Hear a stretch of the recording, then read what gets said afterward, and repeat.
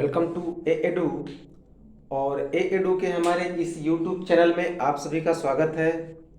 देखिए, हम लोग पिछले वीडियो में दिल्ली सल्तनत कालीन प्रशासन को समाप्त करते हुए पूरा दिल्ली सल्तनत समाप्त किया था। और इस वीडियो से हम लोग मुग़ल काल की शुरुआत कर रहे हैं। और इस वीडियो में हम मुग़ल काल के बारे में एक थोड़ा सा ओवरव्यू देंगे। इसके बाद अगले वीडियो से हम लोग इसके जो संस्थापक हैं, जिनका नाम है जहीरुद्दीन मोहम्मद बाबर, उसके बारे में पूरा डिटेल से पढ़ेंगे। तो थोड़ा सा हम लोग इस वीडियो में दिल्ली मुग़ल वंश के बारे में एक परिचय ले लें और अगले वीडियो से शुरुआत करेंगे बाबर के बारे में। तो मध्यकालीन भारत के इतिहास का यह एक सबसे इम्पोर्टेंट टॉपिक है जिसका नाम है मुग़ल वंश। तो चलिए हम लोग शुरू करते हैं। इससे लगभग 50% से ज़्यादा प्रश्न पूछे जाते हैं जब मध्यकालीन भारत के इतिहास में प्रश्न पूछे जाते हैं। तो चलिए हम लोग थोड़ा मुग़ल वंश के बारे में चर्चा कर लें और इसके बाद इसे हम लोग डिटेल में विस्तार से फिर पढ़ते रहेंगे।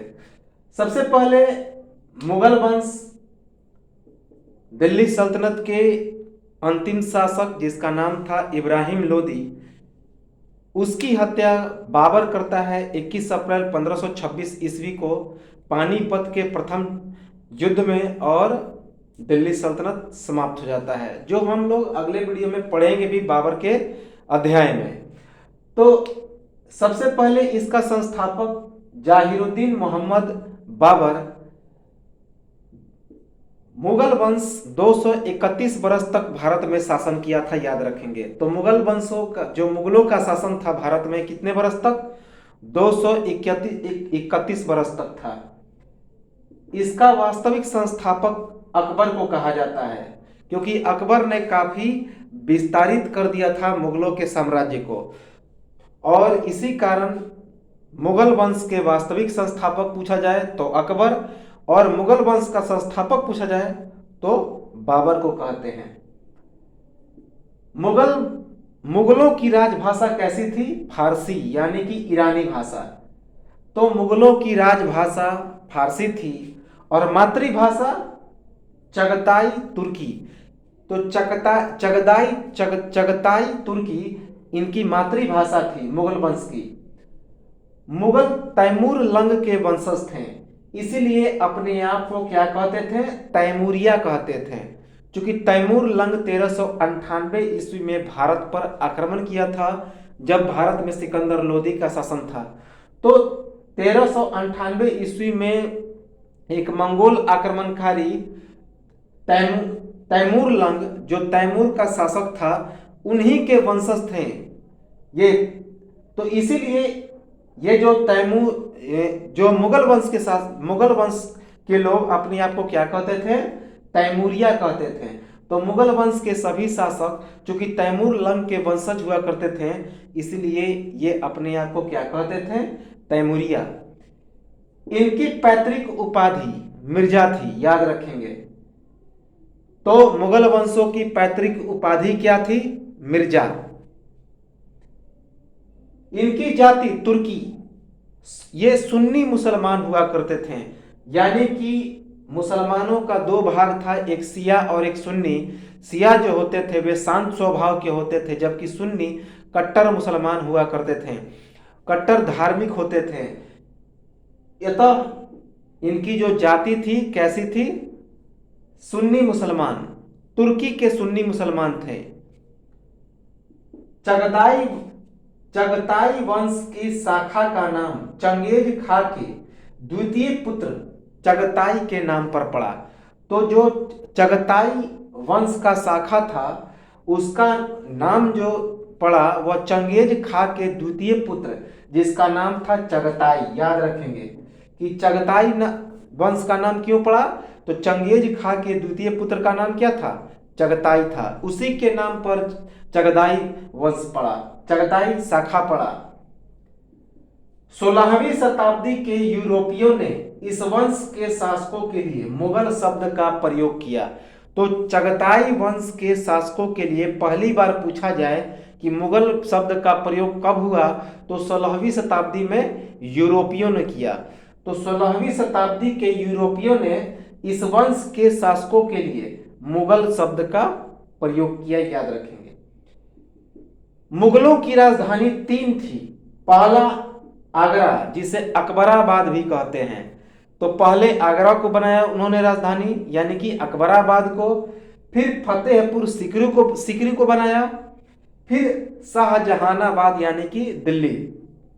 तो आगरा को राजधानी सबसे पहले बनाया, जिसे अकबराबाद भी कहते हैं क्योंकि अकबर ने इसे विशेष तौर पर राजधानी बनाया था। उसके बाद फतेहपुर सीकरी, इसे भी अकबर ने ही राजधानी बनाया था। और अंत में शाहजहानाबाद शाहजहां ने बनाया था, जो नई दिल्ली में पड़ता है। तो मुगलों की 3 राजधानियां कौन कौन? एक आगरा, जिसे अकबराबाद भी कहते हैं, उसके बाद फतेहपुर सीकरी, उसके बाद शाहजहानाबाद दिल्ली। हिंदू मां की संतान, तो 5 जो शासक थे मुगल वंश के, वे हिंदू मां के संतान थे, यानी कि उनकी माता जो थी वह एक हिंदू स्त्री थी। तो कौन कौन से शासक जो थे वे हिंदू मां के संतान थे? तो एक तो जहांगीर था, दूसरा शाहजहां था, तीसरा बहादुर शाह प्रथम था, चौथा अहमद शाह था और 5वां बहादुर शाह द्वितीय। तो हिंदू मां की का संतान कौन कौन से शासक थे? जहांगीर, शाहजहां, बहादुर शाह प्रथम, अहमद शाह और बहादुर शाह द्वितीय, याद रखेंगे।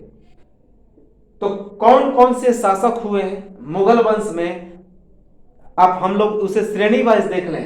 तो सबसे पहला तो बाबर हुआ, जो कि मुगल वंश का संस्थापक था।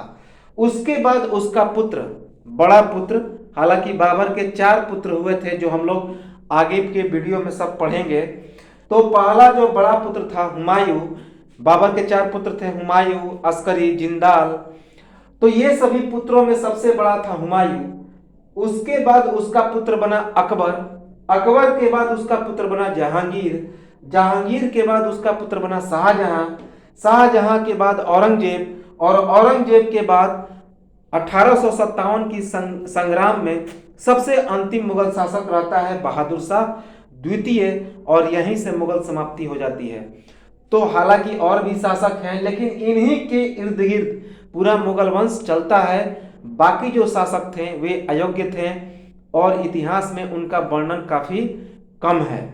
तो बाबर के बाद उसका पुत्र हुमायूं, हुमायूं के बाद उसका पुत्र अकबर, अकबर के बाद उसका पुत्र जहांगीर, जहांगीर के बाद उसका पुत्र शाहजहां, शाहजहां के बाद उसका पुत्र औरंगजेब, और औरंगजेब के बाद बहादुर शाह द्वितीय। इनका जो पद था वह बादशाह या बादशाह के नाम से प्रसिद्ध होता था। जिस तरह दिल्ली सल्तनत का पद सुल्तान के नाम से था, तो ये जो मुगल वंशों का पद था वह बादशाह या उसे ही बादशाह कहते थे, उसी के नाम से प्रसिद्ध था। तो मुगलों का पद किस नाम से प्रसिद्ध था? बादशाह या बादशाह। तैमूर लंग ने मध्य एशिया में विशाल साम्राज्य स्थापित किया था। तो तैमूर लंग ने मध्य एशिया में, जिसे ट्रांस ऑक्सियान भी कहते हैं, वहां एक विशाल साम्राज्य स्थापित किया था और वह 3 भागों में उसका विघटन हो गया था। पहला पूर्वी ईरान, जहां पे सफवी वंश का शासन था, दूसरा पश्चिमी ईरान, जहां पे ऑटोमन वंश का शासन हुआ, और तीसरा मध्य एशिया या फिर उसे ट्रांस ऑक्सियान भी कहते हैं, वहां पे उज्बेकिस्तान के उज्बेक वंशों का शासन हुआ। और यही उज्बेकिस्तान के फरगना में बाबर का जन्म होता है। तो तैमूर लंग ने मध्य एशिया में विशाल साम्राज्य का स्थापना किया, जिसका विघटन 3 हिस्सों में होता है।